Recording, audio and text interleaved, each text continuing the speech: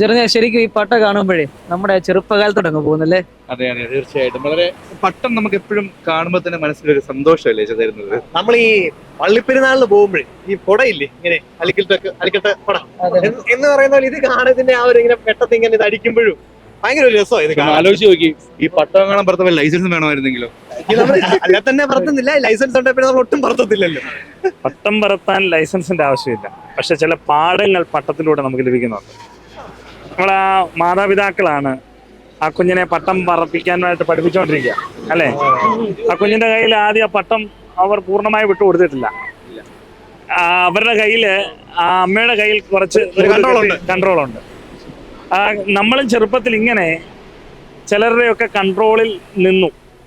അതുകൊണ്ടാണ് നമ്മുടെയൊക്കെ ജീവിതം ചിലപ്പോഴൊക്കെ നഷ്ടപ്പെട്ടു പോകാതിരുന്നത്.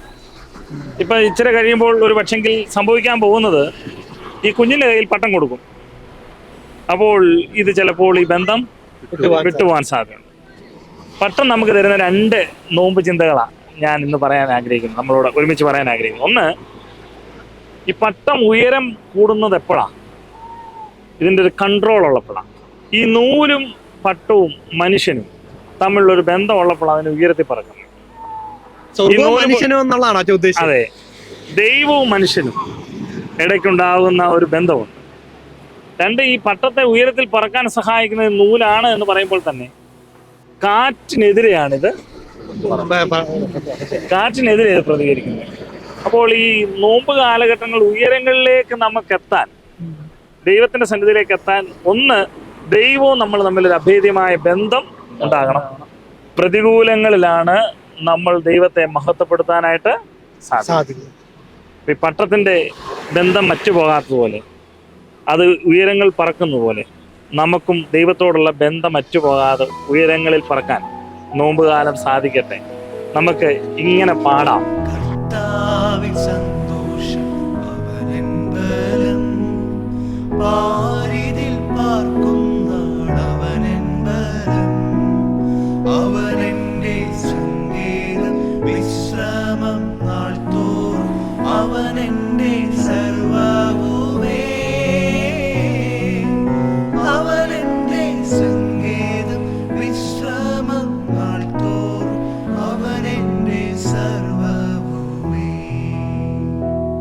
ദൈവമേ, എന്നും എല്ലായ്പ്പോഴും നീ ഞങ്ങൾക്ക് സങ്കേതമായും ബലമായും നിന്നോടുള്ള ബന്ധം നിലനിർത്തുവാൻ ഈ നോമ്പ് മൂലം ഇടയാക്കണമേ. ആമേൻ.